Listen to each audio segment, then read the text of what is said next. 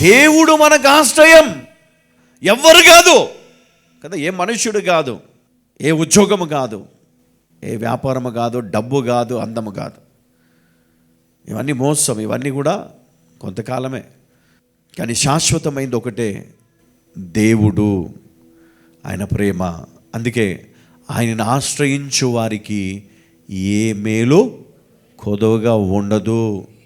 ఆయన ఆశ్రయించడం నేర్చుకోవాలి అన్ని విషయంలో. హల్లెలూయా. అన్ని విషయంలో. ఇక్కడ దేవుడు మనకు ఆశ్రయం.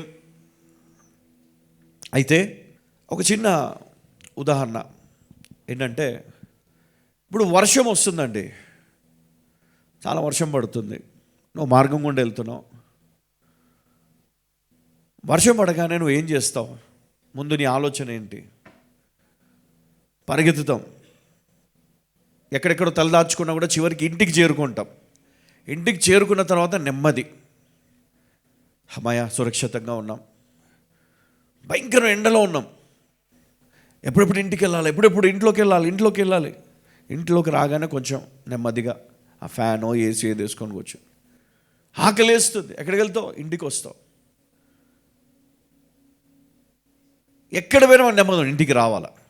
అలాగే నీ కష్టాల్లో, బాధలో, బలహీనతలో నువ్వు ఎక్కడికి రావాలి? ఇంటికి రావాలి. చూడండి, ఇక్కడ షడ్రక్, మేషక్, అబేద్నెగో ముగ్గురు వ్యక్తులు ఇక్కడ ఉంటారు, యవనస్తులు. వీరి జీవితంలో ఒక చేదు అనుభవం. ఆ చేదు అనుభవంలో వీరు రాజీ పడలేదు. ఎవరిని ఆశ్రయించారు? దేవుడినే ఆశ్రయించారు. వారికి పరిస్థితులు ఎట్లా ఉన్నాయంటే, నువ్వు కనుక రాజుగారిని కాకుండా ఇంకా వేరే ఎవరినైనా నువ్వు ఆరాధిస్తే కథం అక్కడ. కానీ వీళ్ళు రాజు పడలేదంట, దేవుణ్ణి ఆశ్రయించారు. నిజంగా దేవుడు వారిని కాపాడిన విధానం చూస్తే ఎవరికైనా ఆశ్చర్యం కలుగుతుంది. అందుకని పరిశుద్ధ గ్రంథములో మరి ఆ యొక్క సంఘటనను జ్ఞాపకం చేస్తూ ఉన్నారు. అగ్ని గుండము వారిని ఏం చేయలేదంట కదా, తీసుకుపోయిన పడేశారు. ముగ్గురిని తీసుకొని వెళ్ళి, వాళ్ళతో పాటు ఎవరున్నారు? ఎందుకు? వాళ్ళ ముగ్గురు నమ్మింది ఒకటే, దేవుణ్ణి ఆశ్రయించడం తెలుసు వాళ్ళకి. రాజీ పడలేదు కదా. మనం రాజీ పడతాం. దేవుడు కావాలా? ఉద్యోగం కావాలా? ఉద్యోగమే కావాలా? బైబిల్ కావాలా? నీకు బైకులు కావాలా అంటే నాకు బైకే కావాలంటాడు కదా. బంగ్లా కావాలా? దేవుని సన్నిధి కావాలంటే ఏమడుగుతాం? చెప్పండి. అమ్మ నీకు ఇంద్రం ఇల్లు కావాలా, లేకపోతే యేసయ్య ఇల్లు కావాలా? అందుకని ఒకప్పుడు రోజులు పోయినాయి. ఒకప్పుడు యేసయ్య కావాలా, ఆయన సన్నిధి కావాలా, మేము ఆయనను ఆశ్రయిస్తున్నాము అని ఎంతోమంది ప్రాణాలు పెట్టారు. కానీ ఇప్పటి పరిస్థితి అట్లా లేదు. ఇప్పటి సమాజం అట్లా లేరు. ఇప్పటి సమాజానికి ఏం కావాలి? డబ్బు కావాలి, అందము కావాలి, ఆరోగ్యము కావాలి, ఆస్తులు కావాలి, అంతస్తులు కావాలి, విజయాలు కావాలి. కానీ దేవుడు మట్టుకు మాకు తర్వాత, వీటన్నిటి తర్వాత సమయం ఉంటే వస్తాము దేవుని సన్నిధికి. అది కూడా దేవుడు రేపు మమ్మల్ని ఆశీర్వదిస్తేనే వస్తాం. కండిషన్ అంటే కొంతమంది కండిషన్స్ అట్లా ఉంటాయి. రేపు దేవుడు నన్ను స్వస్థపరిస్తూ వస్తా, చూద్దాం ఏం చేస్తాడు దేవుడు. దేవుడు బాగా చేస్తే మందిరానికి వెళ్తాం, లేకపోతే లేదు. కానీ దేవునికి తెలుసు నిన్ను గొప్పగా ఆశీర్వదించాలి, నిన్ను స్వస్థపరచాలి, నిన్ను తలగా ఉంచాలి.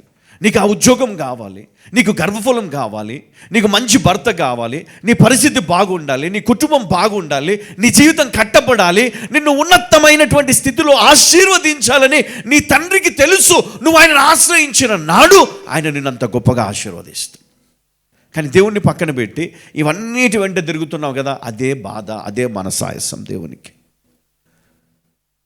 నువ్వు వీటన్నిటిని పక్కన పెట్టి దేవుని వెనకాలండు, దేవుని కోసం పరిగెత్తు.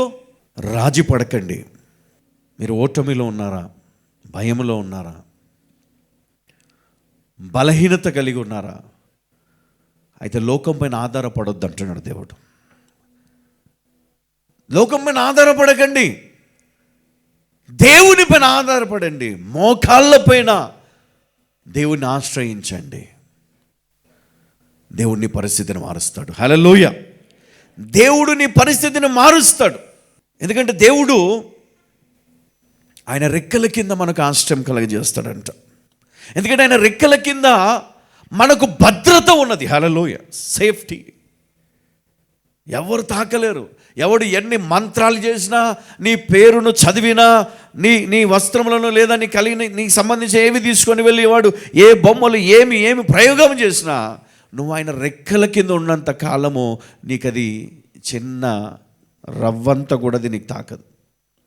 కానీ నువ్వు భయపడుతున్నావు, నువ్వు వణికిపోతున్నావు.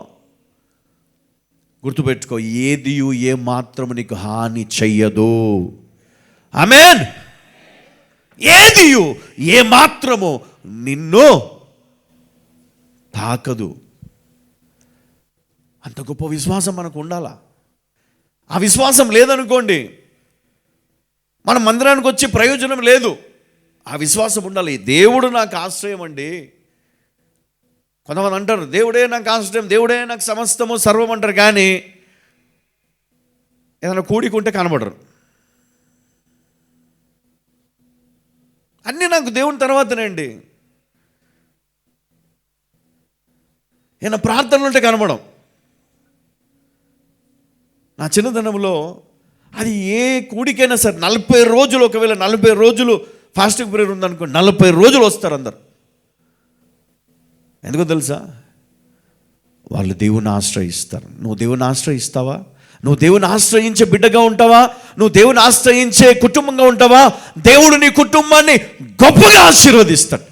ఏ సాతాను, ఏ మంత్రము, ఈ లోకంలో ఏ ఓటమి వారి దర్దాపులో కూడా కనపడదు. హల్లెలూయా. హల్లెలూయా.